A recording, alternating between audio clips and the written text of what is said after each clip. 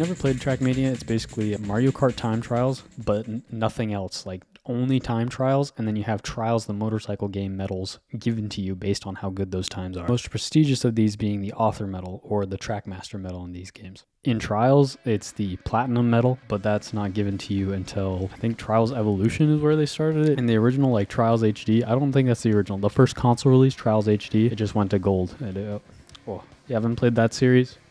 Probably video for another time, but very good. This is completely false. There are Platinums in HD. I've just never gotten one. Also kind of lost media as well. Trials Evolution, which I would say is the best of the games of the four. You probably have played Trials Fusion before it, Trials Evolution. You can't buy it on the Xbox store right now. What is going on? When I first started playing, I was determined to not move on from a track until I got the Author medal on each and every one. Each one is this new puzzle to solve. There's this beautiful aha moment when you finally figure out a track. That hill you keep scraping your rear end with enough speed actually becomes a platform to land on. Cave ceiling that you use to total your fucking car is actually where you're supposed to brake and reduce airtime. That sick drift that you hit at the start is actually 20 times faster if you full grip. All of these seem pretty obvious, but with multiple unique turns and different tricks, it feels more like you're memorizing a song with all these specific notes and techniques to nail at the right time. You do this until you know a track so well that even once you have the green medal, it's hard to put down because, for example, when I was getting the footage for the brake and reduce airtime part, I got on a pretty hot run, so I just, played it out to see how it would go.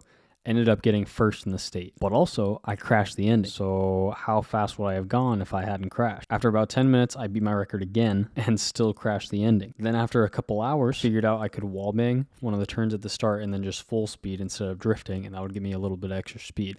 And this led me to then beat my record again, and I still crashed the ending. So how fast would I have gone if I hadn't crashed? This game is crack. This never-ending chase for the perfect run, squeezing the time out of every single turn. It's so addictive. So addictive, people are still getting the high off the same tracks decades after their release. That's how fucking good this game is. Saying all this still doesn't do the game justice. If you've played time trials and other more like realistic racing titles, like say Forza, you could see how just an entire video game of time trials would not be very appealing. But this is not just like laps around Maple Speedway, okay? These tracks are so much larger than life. They have this whimsical air to them that makes them just so much more interesting to play, and the cars handle unlike anything that ever could be, created in the real world. In Forza is the only racing game I played. I know it's not like the best racing sim out there, but you're gonna be braking half the time just to slow down for those corners, which is fine. I love Forza. I love like just the realistic racing experience. I know it's not the most realistic racing experience is all I want to play it. I'm sorry. This car, like you're just tapping the brakes. The car has a turning radius that's just impossible, and it has full grip the entire time. It's beautiful. Arcadey is a good word for it, but I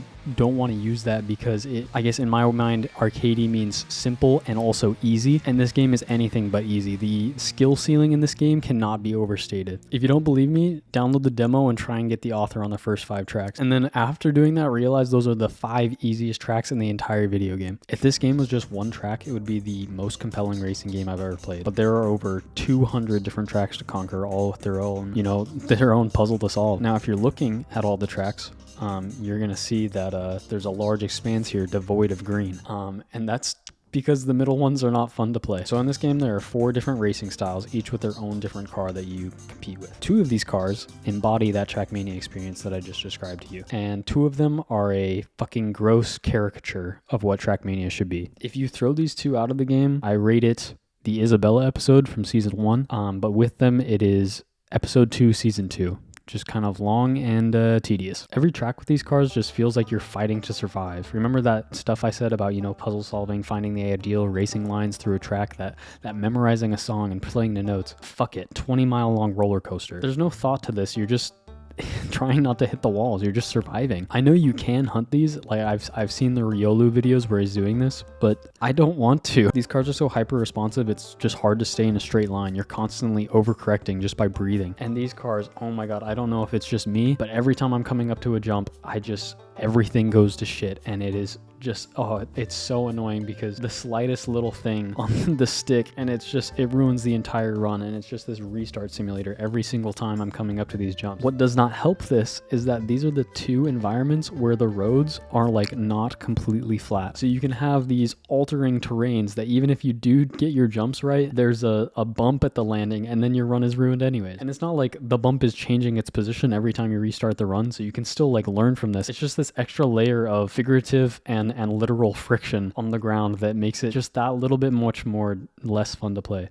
much more increased in, it makes it, I don't like it. It's just so frustrating. Many times I've had to, take a break and will myself to keep playing. Even the small joys that, normally keep you going, like drifting, have been taken away. Normally drifting is this very exciting, drifting's cool. And then with the down and dirty car, you drift and all your speed is just completely neutered. Like there's no reason you should be drifting. This is not the case when you're on like different like the dirt, I guess. But it's just like, why would you ever design it like this? And the Lagoon car is definitely the worst of the two. It immediately gets up to 5,000 miles per hour and then starts trying to end its own life. The only way to prevent this is then by performing this awkward dance on the control stick where you're like not doing a full input, but you can't have it like just dead. You have to like basically hold your stick in this intermediate position, and then you're going to crash it and you're going to come to the turn again and be like, okay, so what worked last time was like holding it 25% steering. So you try and do that again, and it's just so inconsistent that you're never going to be able to get that turning value. And you basically just have to like react, which I guess is a way to drive, but really the only way I think it would be fun is playing on 80% speed. You could also just like tap 1,000 times, but again, I think this is only really satisfying at like 80% speed, and I can really get where Rio Luke is coming from here. In Trackmania 2020, there's the whole action key system where if you hold different keys, it does a set turning value. One of those is like necessary if you're going to make a car this volatile, this sensitive, I guess. The only saving grace to these two tracks is something I like to call the flaming lips effect. In their song, Do You Realize, they have a line that reads,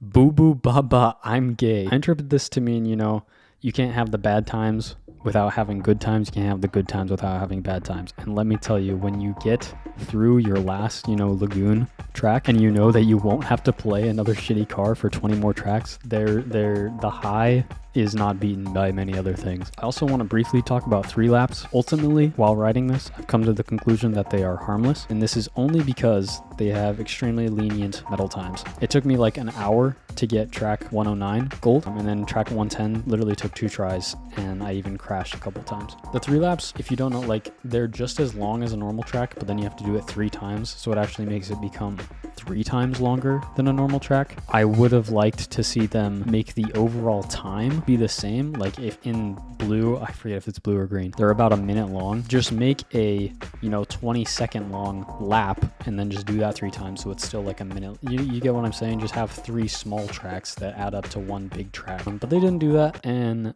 I'm not too mad about that.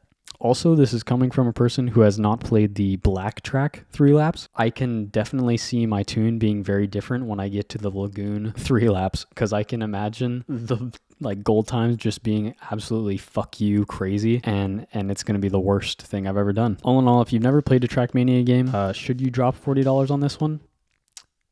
Try the demo. But when it goes on sale for $8, definitely hands down pick this thing up. If you're already into the Trackmania series, you gotta try Turbo, especially if you've already liked, Trackmania 2020. That game is so clinical and cold with its graphics that the warmth that this game brings, especially with the soundtracks, is worth trying the game. If you like online racing as well, don't play this game. It's dead. I would say the campaign, though, if you want a good, just doctored, nice experience, the campaigns in this game, track layout wise and scenery wise, I think the strongest in any Trackmania game I played.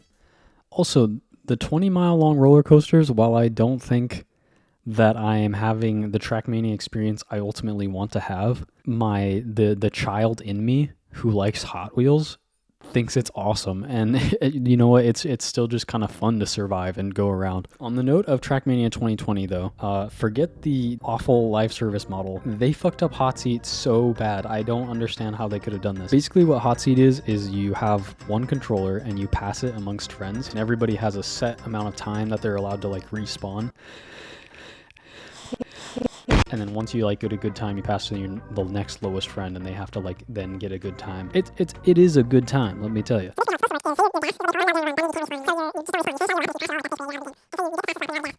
I think maybe in a competitive mode, I could see maybe gas. Yes, if you're out of gas, that is your most vital resource. But this is not a competitively played. It's not. You can't even play it online. This is a couch co-op game mode. So why not make it the funnest it can be? Also, a pro tip for playing Hotseat. To prove to you my Trackmania gamer prowess, in a campaign on 2020, I got all the author medals one time. If you don't know how hard that is, go try it. You won't be able to do it until for a while. On one track, I have a pretty good record by doing a cool zoop. If you don't know how hard that is, go try it. You won't be able to do it until for a while. The first 3 people to comment their gamer tag in the comments and type also like something like gift please or gift now, I'll gift you the game. This is for Xbox Andrews only, sorry. I will do this on the one term that you will get an author medal on one track, one of the cool tracks, not these 2 cars. And also, if you message me on Xbox after, if you beat any of my times on these 2 cars, not these 2, I'll try and go beat you. I also reserve the right to, if after 3 years nobody has commented, actually I'm gonna say 2 years. If after 2 years 3 people have not commented, this offer does not stand anymore, and I will cash out my $40. Or if you just want to friend me because you already own the game and you want to see my times, freaking post that sheen down there, bro. Also, after you type it, I'll like tell you that I got your gamer tag, so you can edit the message if you don't want your just like gamer tag to be floating out there forever. I have one buddy challenge that I've made. It was just like kind of get the achievement to make a buddy challenge. So I'll also add that to anybody, and we'll say anybody, the first person to beat that buddy challenge, you can only get 3 tries on it. I don't know why I didn't make it infinite, so sorry about that. But also I did it in 3 tries without trying, so you know. If you don't know how hard that is, go try it. You won't be able to do it until for a while. But yeah, first person to beat that, I'll Venmo you like whatever the price of a HBO Max subscription is so you can watch Sopranos.